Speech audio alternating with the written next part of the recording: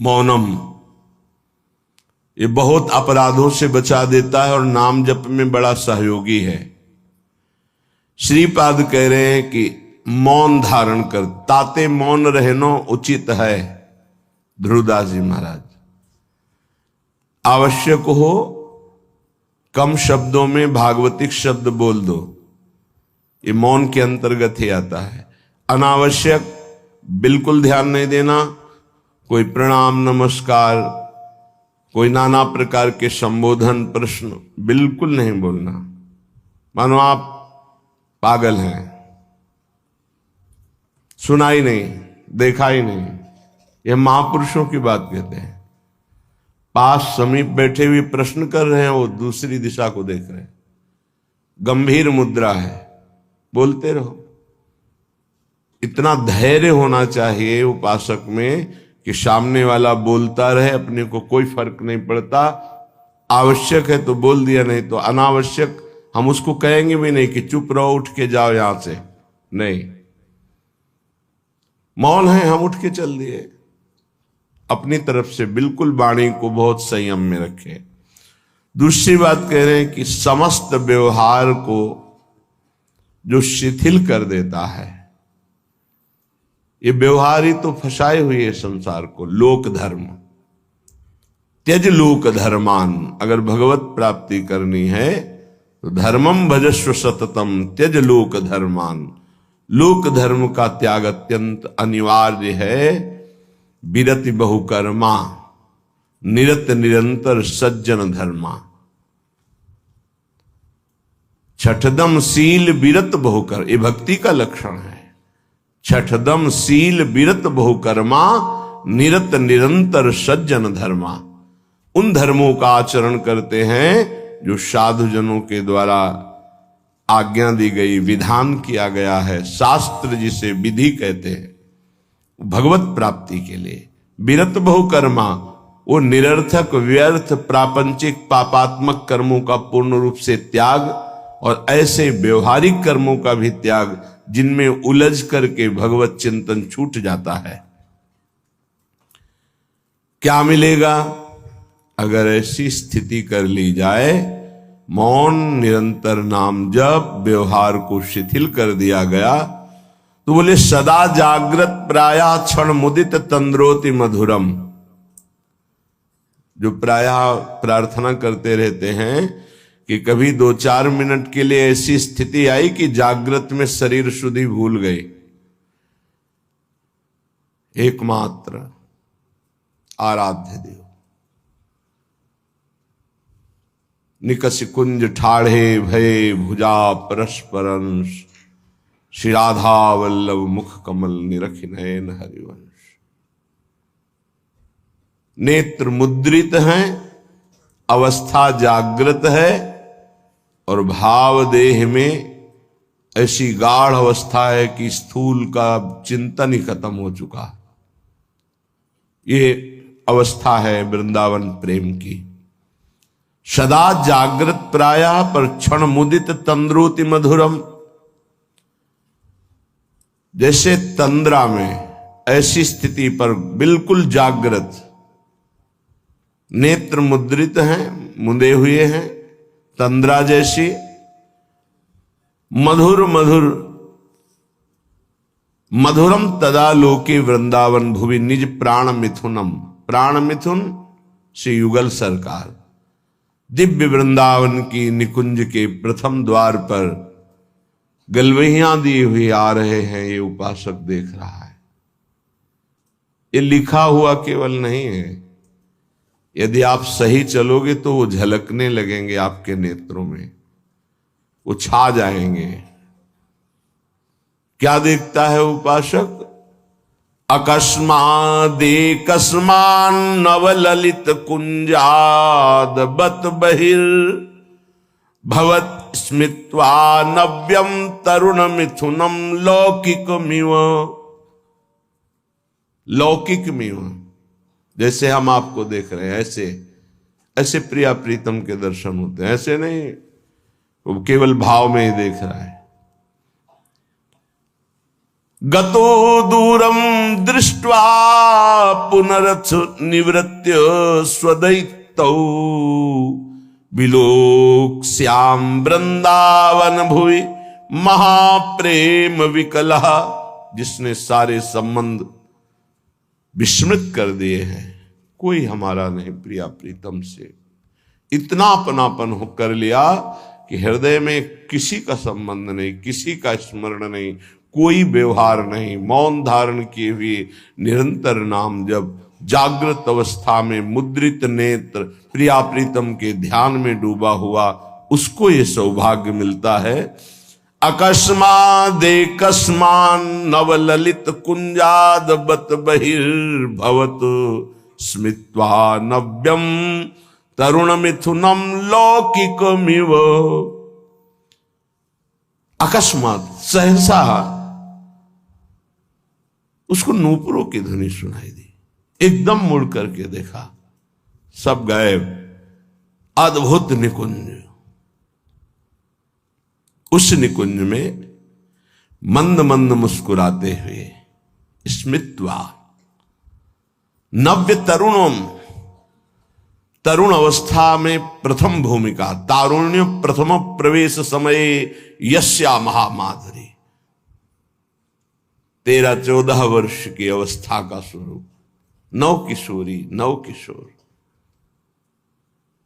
लौकिक में हो, ऐसे जैसे हम आपको देख रहे हैं, आप हमें देख रहे हैं, ऐसे दर्शन होता है। अहो भाग, ये धाम ऐसी कृपा करता है। इसमें कोई साधन प्रधान नहीं भाव रहता। धाम कृपालु है, पर उस कृपा का अवगाहन करने के लिए तन्मयता चाहिए, आराध्य देव की तन्मयता चाहिए, तभी मौनम, व्यवहार शिथिल, निर्मम, किसी से कोई ममता नहीं। ये जब निकले हो तो वस्तु प्राप्त करो, इधर उधर नहीं। सबसे भूल हो जाती है। यहां किसी को अपना मानना, कुछ अच्छा लगना, कुछ सुखद लगना, ये सब भगवान की विचित्र माया के द्वारा चित्त का आकर्षण किया जाता है। भक्तों के जीवन में इसीलिए ऐसी घटना घटती है कि कीन हो इसका बहु अभिमाना, शोक हो वंच कृपा निधाना। कृपा निधान भगवान देखते कि मेरे भक्त में जितेंद्रियता का अभिमान है, ब्रह्मचर्य का अभिमान है, पवित्रता का अभिमान है, तो फिर वो ऑपरेशन कर देते हैं, फिर वो अभिमान नहीं जागृत होता। ऑपरेशन बड़ा विचित्र होता है। भगवान कहो उपहास करवा के, अपमान करवा के, या विवेक के द्वारा, या उनके प्रियजनों के द्वारा निरादर करवा के, कई तरह के वृत्तियों से भगवान ऑपरेशन कराते हैं अपने जन का। हृदय जब निर्मम होता है, ममता रहित, अहंकार रहित, व्यवहार रहित, एकमात्र प्रियालाल में अपनापन, तब ये स्थिति का रसास्वादन होता है। आवत सी वृषभानु दुलारी, जिनको देख करके प्रेम में प्रभु विकल हो जाते हैं, उन प्रियाजू का जब उपासक को साक्षात्कार होता है तो केवल आचार्य कृपा ही हृदय को संभालती है, अन्यथा सामर्थ्य नहीं है। ऐसा रूप श्री लालजू महाराज का है कि बड़े बड़े मुनि जो निर्विकार ब्रह्मबोध संपन्न हैं, उनके मनों को क्षण में मोहित कर ले। मोहन मुनि सघन प्रगट परमानंद, गुण गंभीर गोपाला। ये मोहन मदन त्रिभंगी, मोहन मुनि मन रंगी, मुनियों के मन में अपने प्रेम रंग को रंग दिया। ऐसा रूप सुखदेव मुनि, बड़े बड़े महात्मा जो ब्रह्मबोध त्यागी वैरागी, जहां कहीं भी शब्द स्पर्श रूप रस गंध का लेस भी आकर्षण नहीं, उनको आकर्षित करके बलात् अपने रूप का प्रेमी बना लिया। ऐसे रूप सौंदर्य समुद्र प्रभु अनशन पर भुज दिए बिलोकत इंदु बदन बिबियोर, करत पान रस मत परस्पर, पर लोचन त्रसित चकोर। फिर भी नेत्र प्यासे हैं।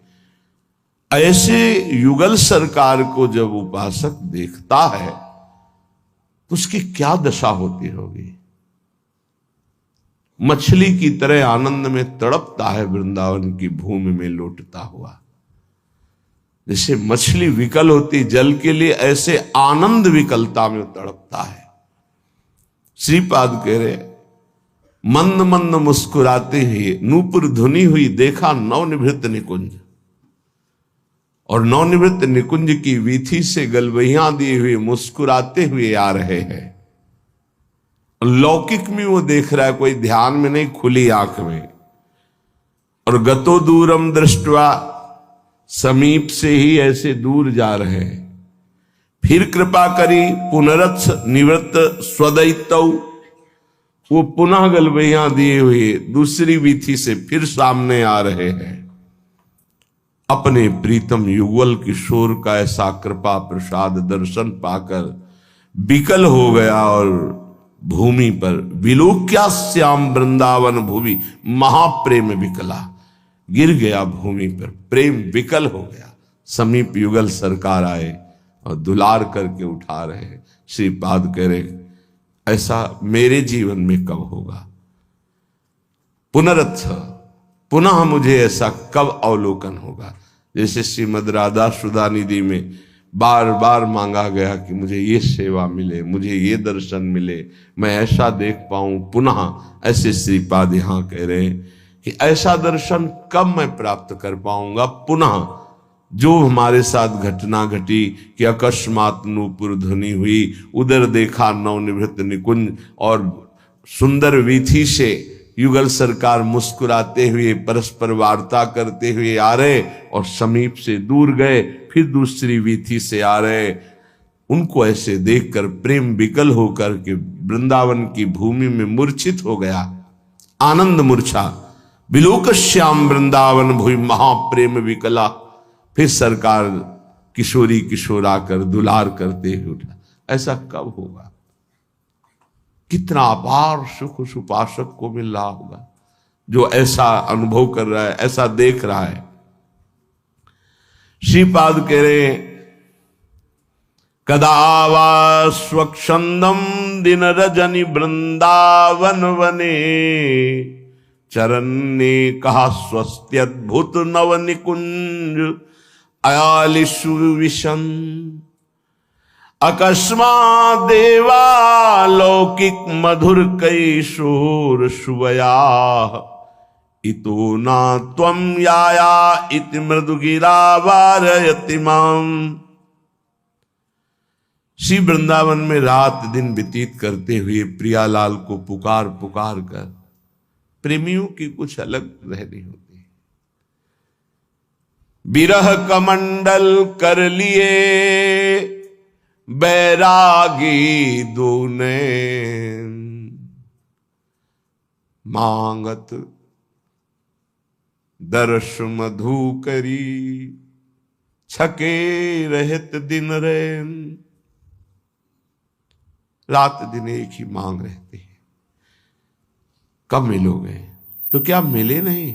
नहीं, रात दिन मिलने पर भी मिलने की चाह बनी हुई। ये कौन सी पहेली है। तन मन के बिछुरे नहीं, मन में भी वही और तन भी उनके समीप, पर चाह बढ़े दिन रैन। रात दिन पुनः मिलने की चाह, हर समय मिले हुए रहने पर भी मिलने की चाह।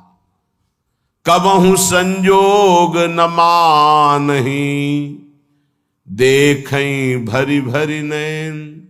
कभी ऐसा लगा ही नहीं क्यों मिले हैं। प्यारी जू जब जब देखो तेरो मुख, तब तब नयो नयो लागत। ऐसो भ्रम होत देखो न कबहू री। मानो कभी देखा ही नहीं, कभी मिले ही नहीं।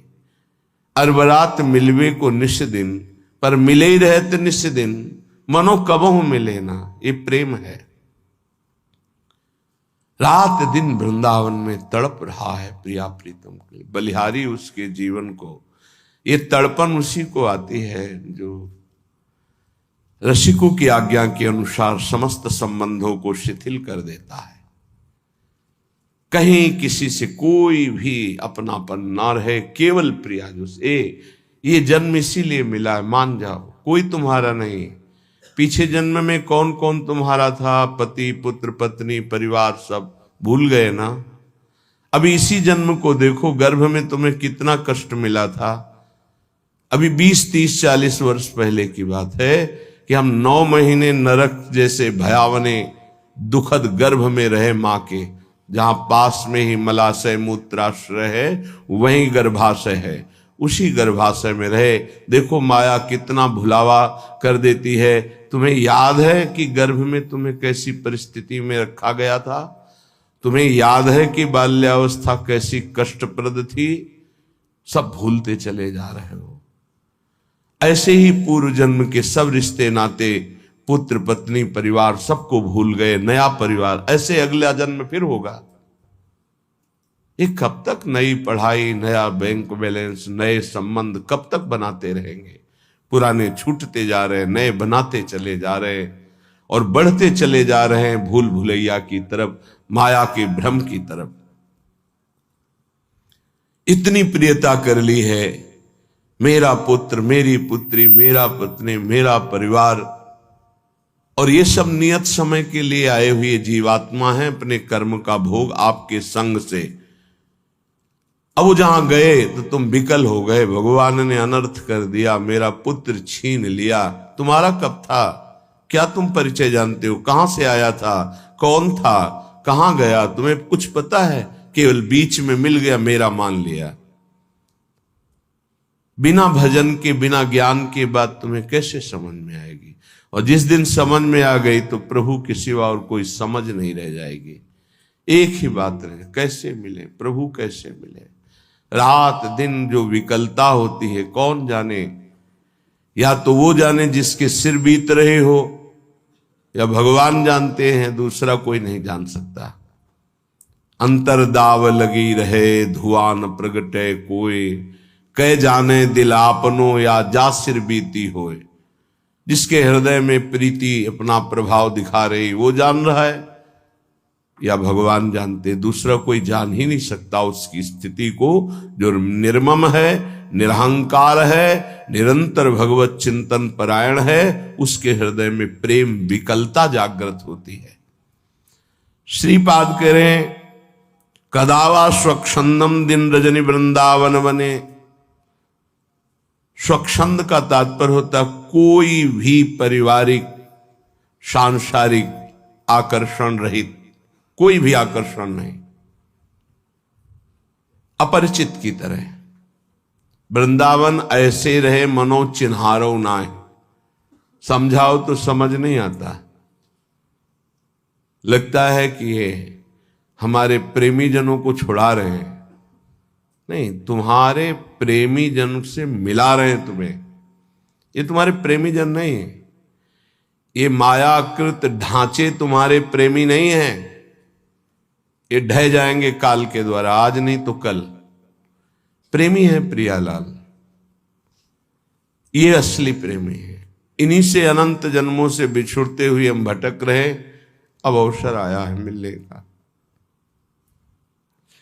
बहुत कृपालु है, प्रतिपल कृपा करके संभाल रहे हैं, बचा रहे हैं, अपनी तरफ घसीट रहे। पर हमारी दुष्टता की हद है, उनकी कृपालुता की हद है। तो ही मोहि पड़ी होड़, मूसो न बिगाड़न को, तुम सो न संवारन को।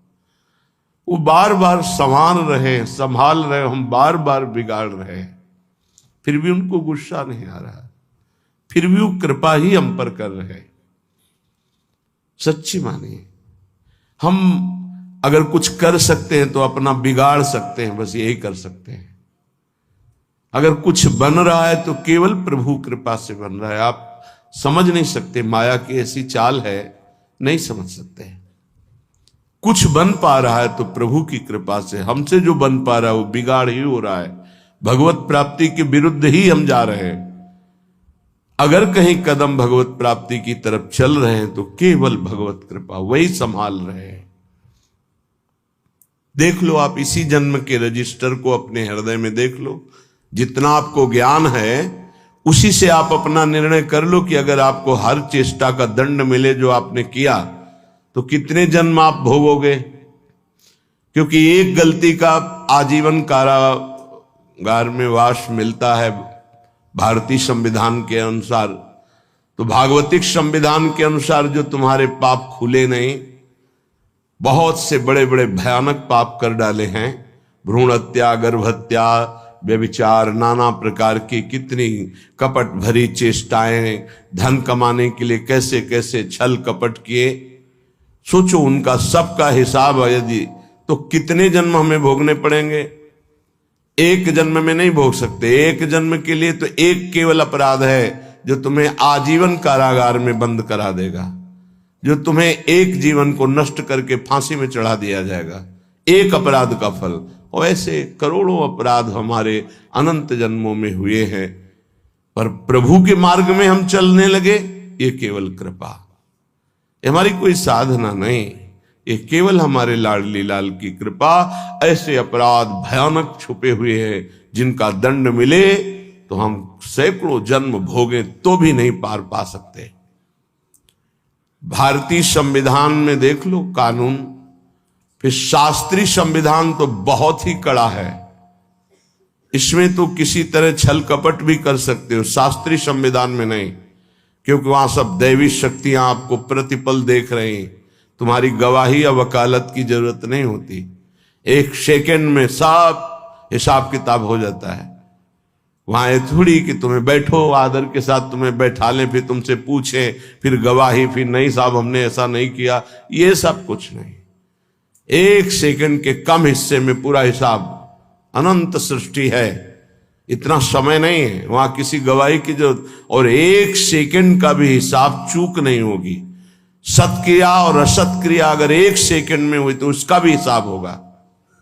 इसीलिए जो विवेकी जन बहुत सावधान रहते हैं, थोड़ा जीवन है, इस जीवन को पवित्र बिता करके धरोहर की भांति, जैसे कोई तुम्हें सुंदर वस्त्र दे और तुम उसे रखे रहें कि ये उसका है, पवित्र वस्त्र, ज्यों का त्यों वापस कर दिया, उसको गंदा नहीं किया, वो होता है महात्मा।